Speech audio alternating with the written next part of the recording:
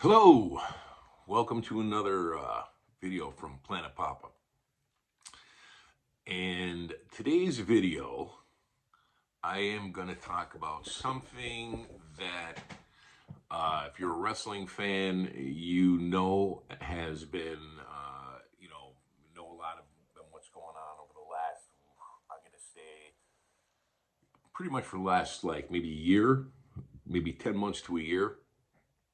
Um, but a lot of stuff I think that led into it that we're going to talk about in the video, but that is Vince McMahon selling WWE to Endeavor, and there's now the merger with UFC, and it's under the under TKO Sports, I believe is the name. But just wanted to talk a little bit about that, give my 2 cents and see what everybody thought. Um, First, you know, it's for me, like I started watching wrestling when I was, probably 5 or 6, 7 years old. And, the name McMahon has always been synonymous with WWE. And I just, it's hard for me to even fathom. That's something I never thought I'd see in my lifetime where McMahon wouldn't be, uh, you know, the WWE wouldn't be, McMahon owned. Um, I never thought I would see the day. I mean, that would be the equivalent of, the Steinbrenner selling the Yankees. Um, but it happened. Now, I think though that like the thing that strikes me as of why this happened, and as the title of the video suggested, you know, I think Vince McMahon, uh, you know, basically bit off his nose to spite his face. Um, I mean, unless you've been living under a rock, if you're a professional wrestling fan, there had been some really bad things that came out about Vince McMahon. I'm not going to go in a lot of detail about it now, because I mean that's a video in itself. But there was allegations that he raped a female referee in the '80s, and paid hush money to keep it covered up. And then there was allegations that, he had, depending on what you're reading, it was allegations he had relationships with female employees or used his power to get them to do, things with him, with promises of push, and then used WWE funds, which this has been verified. He used WWE funds to cover it up, not personal money, WWE funds to cover it up. And because of this, he announced his retirement uh, from WWE back, I believe it was in January, or maybe it might have been prior. Maybe like it was maybe like about like I'm going to say 6, 7 months ago. He announced his retirement from WWE. As soon as he announced his retirement, I'm going to say maybe a couple of months after the fact, you started hearing grumblings in the internet community that Vince McMahon was, angry and bitter that he was, forced into this retirement, that he felt that he got bad advice. Now, who that advice came from, you know, that's where you let your imagination go. That he got bad advice, and that he, thinks if he just stuck it out, everything would have blown over. Now, like I said, I'm not going to go into a lot of details about the allegations and stuff, but I mean, it's like Vince. You hear the term, in WWE, both with storylines with, the best for business, and you always hear that when they're talking about, oh, would we ever bring this wrestler back or that wrestler back? You always hear the term best for business. And when I find it funny that you look at the allegations that came out, over the years with other wrestlers and things that came out. Like there was the infamous plane ride from hell that was well covered in Dark Side of the Ring documentary, where Ric Flair, there was sexual harassment claims made against him, which, well, we'll get to that in a minute. There was allegations that came out there that Scott Hall didn't behave himself accordingly on the plane, and there was the incident with Kurt Hennig and Brock Lesnar on the plane, which both Kurt Hennig and Scott Hall ended up getting fired over this. Ric Flair was never fired or, as far as I know, disciplined at that point. But when the Dark Side of the Ring documentary came out and the allegations surfaced, Ric Flair got blackballed by the WWE. And they basically cut all ties with him. They removed him from the intro, the beginning of the shows, which didn't sit well with Ric Flair. He was angry, bitter, and hurt. And Hulk Hogan, when he had his, allegations that came out against him where he was caught on tape, making racial slurs, WWE, blackballed him and cut ties with him for the longest time. And there's been other wrestlers too, and I'm not saying what those guys did were any worse, or any less worse or anything like that. But you look at the allegations that came out against Vince McMahon. I mean, put aside the rape allegation for 1 second and just look at, though, using WWE corporate funds to pay off people that are going to come out against you. I mean, if that was you or I in the real world, number one, we'd be fired without question. I mean, there would be zero hope of us getting our jobs back. We would be fired, and depending on the amount, we might even be facing some jail time. So, I mean, in his warped little mind, that he thinks it's going to just blow over is... it says a lot about his ego. But getting back to the thing of the video, initially you had heard reports, well, when Vince McMahon retired, first and foremost, Hunter Hearst Helmsley, Triple H, and Stephanie McMahon and Nick Khan basically took the reins of the ship. And Triple H was in charge of creative storyline, and everything you read about backstage was people couldn't be happier. I mean, they were thrilled.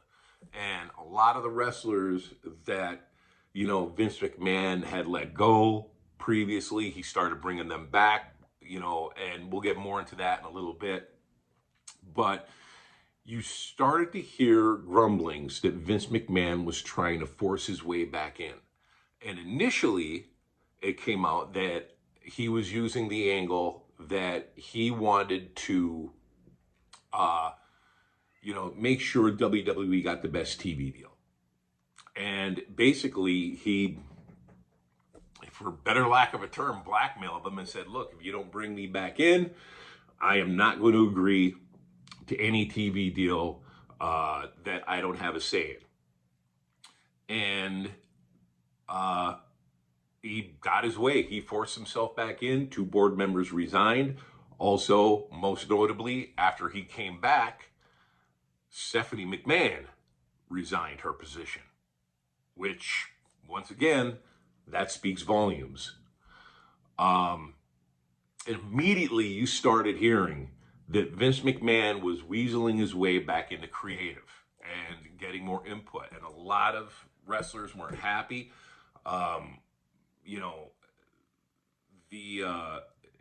It was like there was a lot of stuff coming out that he was getting and putting himself more and more in the creative process, and Triple H had less power. And then you started hearing, I'm going to say around January, that WWE was going up for sale and they were selling the company. Which, to me, I liken it like this. And this is just my opinion. You could take it for what it's worth. But I like it to like Vince McMahon, like what what he said about Steve Austin years ago when Steve Austin walked away from WWE for a period of time because he didn't want to do a job to Brock Lesnar. Vince McMahon has basically took his ball and went home. I think in his warped little mind, I think by him coming back, it eventually was going to blow over. And when he saw that it wasn't, and the backlash it was getting, I think that's what and for what it's worth, he got the bad advice from. Did Stephanie and Hunter say, "Hey, look, you need to do what's best for business," and maybe he felt that they're trying to take his company away from him or cut him out, and say what you want about Vince McMahon. A lot of it's not good. I mean, people either love or hate him. There's no in between. But you cannot deny, as a businessman, he's one of the GOATs. And what he did and how he transcended the wrestling business into what it is today, he is the GOAT. And one of the things that, if you ever noticed with quote unquote GOATs, is when it comes to the end of the road for them, where they have to walk away and move on to the next chapter of their life, it never ends well. Or I shouldn't say never, but rarely does it end well. There's usually a lot of bitterness, and I can't do it. I mean, you look at some over the years, like someone like, for example, Michael Jordan. When Michael Jordan left the Bulls, ownership said, you know what, we're not re-signing everybody to these big contracts. We're going to start over. Michael Jordan said, you know what, I'm just going to retire. I don't want to do the rebuild. And then, of course, he came back 2 or 3 years playing with the Washington Wizards. You look at Brett Favre getting forced out of Green Bay. There was a lot of bitterness there when he left there. Joe Montana with the Niners. I mean, the list goes on. It doesn't always end well. And I think the seeds for this bitterness with Vince McMahon started long before these allegations came out, even going back to when Triple H was running NXT. NXT, in my opinion, I mean, and you look what he did with that organization, with the NXT brand. I mean, basically, it was young independent wrestlers or wrestlers that came from like other, not major promotions, but not on WWE's level. You look what he did with that. I mean, arguably, in my mind, and a lot of people, that was the most interesting product that WWE was putting out. And for someone like Vince McMahon, I mean, he got a lot of credit for that, and saying he has a great mind for the business and what he's doing, and that he should be in charge of the storylines with Raw and SmackDown and head of creative there, and he should be in charge, and Vince has lost touch. Well, you start hearing stuff like that if you're Vince McMahon.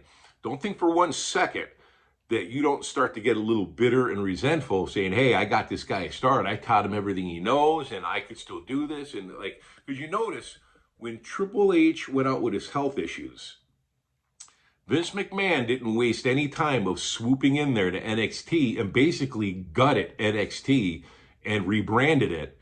And a lot of the wrestlers that were considered Triple H guys, most, if not all, were let go. I mean, and completely regutted it. And basically, if it's not broke, don't fix it. I mean, it was running very well. It was, you look at the Survivor Series where they involved NXT, I think Survivor Series is the most dead in the water promo especially of the major four. I mean, Survivor Series hasn't been interesting in years. I mean, the most notable Survivor Series before the one with NXT was the infamous Montreal Screwjob, but that's famous for something it shouldn't have been, or was it intended to be famous for. But the Survivor Series with NXT was fantastic, I thought. I mean, it was interesting. I mean, it really, made NXT look as a really strong brand, but you never saw about it. You never saw anything like that happen again. I just think that's where the seeds of resentment started. And like I said, maybe Triple H and Stephanie were the ones that talked Vince into retiring and stepping down. But I mean, I think with him, I think at the end of the day, I think Vince thought, you know what, if I'm not going to be in charge and I'm not going to be running it, and I'm not going to be the guy, then you know what, no one is, and he put it up for sale. But here's where it gets funny, because here's where it gets funny. Now there's a lot of reports coming out that like I said, I think Vince thought, okay, we sold it to Endeavor. I'm still going to be, I may not be the top guy, but I'm still going to be one of the top guys, and I'm still going to be in charge of WWE. Well, now it's coming out that Ari Emanuel has come out, and basically Vince is pulled out of WWE creative process and the day-to-day runnings of WWE completely. That Triple H is completely in charge, and he is the one running the ship. And Vince McMahon has zero say in creative, and also is not, and is going to be, it was termed involved in other things with TKO. The other thing that's coming out is that Ari Emanuel has actually stated that the reason why he came out and said the reason he's blaming the slumping price of the stock is as a direct result of Vince McMahon and the allegations against him and the bad press. And then I was even reading this week that there was a report that came out that Vince McMahon didn't necessarily make the money that are the numbers that people are throwing out there that he made from the sale of WWE. The report I read, and like I said, this may or may not be true. The report that I read said it was basically a wash of basically the stock he already owned that was converted to TKO stock. So, you know what? Vince McMahon may have come out of this as the biggest loser of all by selling WWE. And like I said, I don't believe for 1 second, if these allegations didn't come out, there's not a doubt in my mind Vince McMahon would have never have sold WWE. I don't believe that for 1 second. He would have never have sold it if these allegations didn't come out. But I mean, at the end of the day, he thought, okay, you know what? I'm still going to be in charge, and I'm still going to be, I'm still going to be running the ship behind the scenes, and, and I'm not going to be cut out of this. Well, guess what? When you're not the top dog anymore, you could be cut out of this. So, like I said earlier, Vince McMahon may have bit off his nose to spite his face, and he may have come out of this as the biggest loser of all by selling the company. But I mean, it's my 2 cents. Like I said, let me know what you think. And I just feel that, like I said, I mean, it's for those of us my age that grew up on WWE. I never thought I would see a day where the WWE wasn't run by, and and I know they're like when they went corporate, when they went public, technically there's not an owner of the company like it was when it was private, but I mean, they still own the company. I mean, Vince McMahon was the guy and the primary owner of WWE. But I mean, I never thought I would see the day where it wouldn't. And like, he groomed Triple H and Stephanie to run the ship when he was no longer there. That's what I mean. He'd been grooming them for like years now, and it just makes you wonder: did he blame them? Are they the ones that talked him into stepping down and retiring? It's very suspect. And then also when Vince McMahon comes back, Stephanie, all of a sudden she resigns. And I know she stepped down for a while back. She stepped down from her position and came back when the things came out about her father. But it just, to me, it's suspect, to say the least. It's sad, but like I said, ultimately at the end of the day, when you're the primary stockholder of the company, and you can do what you want, but like I said, when Vince McMahon, I mean, his thing was he loved to be involved in the creative aspect of it, and he always had his hand in every storyline in the cookie jar. He forced his hands back into that cookie jar when he came back. He may have messed up because now he's completely cut out of the process entirely. And when you have the CEO of this new company coming out and basically blaming you for the the drop in stock prices, you may not have thought things out through too well. But thanks for watching. Let me know what you think. And please don't forget to hit that subscribe button, hit the like button, hit the notification bell. And I thank you for, watching the video, and, if subscribing to the channel, and, please share it with your friends, let them pass on the word, and you have a great day, and we'll see you next time.